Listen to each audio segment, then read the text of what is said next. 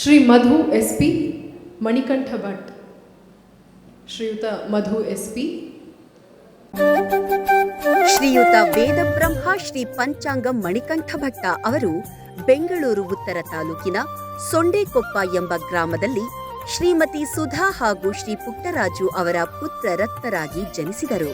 ಸನಾತನ ವೈದಿಕ ಮನೆತನದ ಹಿನ್ನೆಲೆ ಹೊಂದಿದ್ದು, ತಾತನವರಾದ ವೇದಬ್ರಹ್ಮ ಶ್ರೀ ಸತ್ಯನಾರಾಯಣ ಭಟ್ಟರ ಬಳಿ ಪ್ರಾಥಮಿಕ ವೇದಾಭ್ಯಾಸ, ಜ್ಯೋತಿಷ್ಯ ಅಧ್ಯಯನ ಸಾಂಗೋಪಾಂಗವಾಗಿ ನಡೆಯಿತು. ಇದರ ಜೊತೆಯಲ್ಲಿ ಪುರಾತತ್ವ ಅಧ್ಯಯನ ವಿಭಾಗದಲ್ಲಿ ಸ್ನಾತಕೋತ್ತರ ಪದವಿಯನ್ನೂ ಪಡೆದಿರುತ್ತಾರೆ. ಪ್ರಸ್ತುತ ಸೊಂಡೇಕೊಪ್ಪದ ಶ್ರೀ ಚನ್ನಕೇಶವ ಸ್ವಾಮಿ ಆಲಯದಲ್ಲಿ ಪ್ರಧಾನ ಅರ್ಚಕರಾಗಿ ಸೇವೆ ಸಲ್ಲಿಸುತ್ತಾ ಅಂಶುಮಾನ್ ಜ್ಯೋತಿಷ್ಯ ಕೇಂದ್ರದಲ್ಲಿ ಜ್ಯೋತಿಷ್ಯ, ವಾಸ್ತು ಮತ್ತು ಆಧ್ಯಾತ್ಮ ಮಾರ್ಗದರ್ಶನವನ್ನು ನೀಡುತ್ತಾ ಜನರ ಸುಖಮಯ ಜೀವನಕ್ಕೆ ದಾರಿದೀಪವಾಗಿರುತ್ತಾರೆ.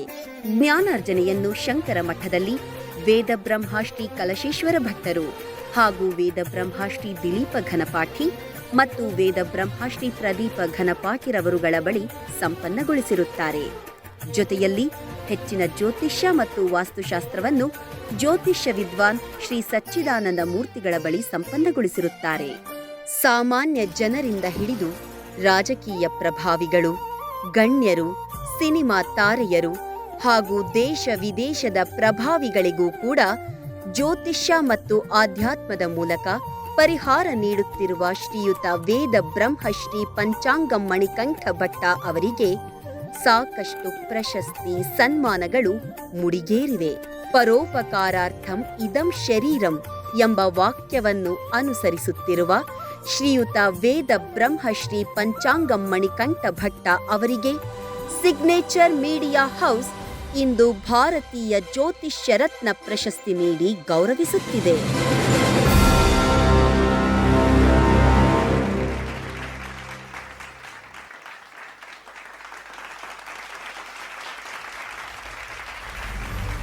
ಅತ್ಯುತ್ತಮ ಜ್ಯೋತಿಷ್ಯ ವಾಸ್ತುಶಾಸ್ತ್ರಕ್ಕಾಗಿ ಈ ಪ್ರಶಸ್ತಿ ನಿಮಗೆ ಲಭಿಸಿದೆ. ಅಭಿನಂದನೆಗಳು. Thank you so much. Guruji, ಕಾರ್ಯಕ್ರಮಕ್ಕೆ ಆತ್ಮೀಯವಾದಂತಹ ಸ್ವಾಗತ ತಮಗೆ. ಧನ್ಯವಾದಗಳು. ಗುರೂಜಿ, ಇಂತಹ ಕಾರ್ಯಕ್ರಮದ ಬಗ್ಗೆ ಏನು ಹೇಳ್ತೀರಾ? ನೀವು ನಿಮ್ಮನ್ನು ಇನ್ವೈಟ್ ಮಾಡಿದ್ದಾರೆ, ಸೊ ಇದ್ರ ಬಗ್ಗೆ ಏನು ಹೇಳ್ತೀರಾ? ತುಂಬ ಸಂತೋಷದ ವಿಚಾರ. ಯಾಕಂದರೆ ಈಗಿನ ಕಾಲದಲ್ಲಿ ಸನಾತನ ಧರ್ಮದಲ್ಲಿ ಒಳಗೊಂಡಿರುವಂಥ ಕೆಲವೊಂದು ಅಂಶಗಳು, ಯಾವುದೇ ಒಂದು ಕಲೆಗಳಿರ್ಬೋದು, ಒಂದು ನಾಟ್ಯ ಕಲೆ ಇರ್ಬೋದು, ಸಂಗೀತ ಇರ್ಬೋದು, ಅದಲ್ಲದೆ ಜ್ಯೋತಿಷ್ಯಶಾಸ್ತ್ರ ಇರ್ಬೋದು, ಶಿಲ್ಪಕಲೆ ಇರ್ಬೋದು, ಇತ್ಯಾದಿ ಕಲೆಗಳನ್ನ ಈಗಿನ ಕಾಲದಲ್ಲಿ ಏನಾಗ್ತಾಯಿದೆ ಅಂದರೆ ಸ್ವಲ್ಪನೇ ಆಸಕ್ತಿ ಜನಗಳು ಕಳ್ಕೊತಾ ಇದ್ದಾರೆ.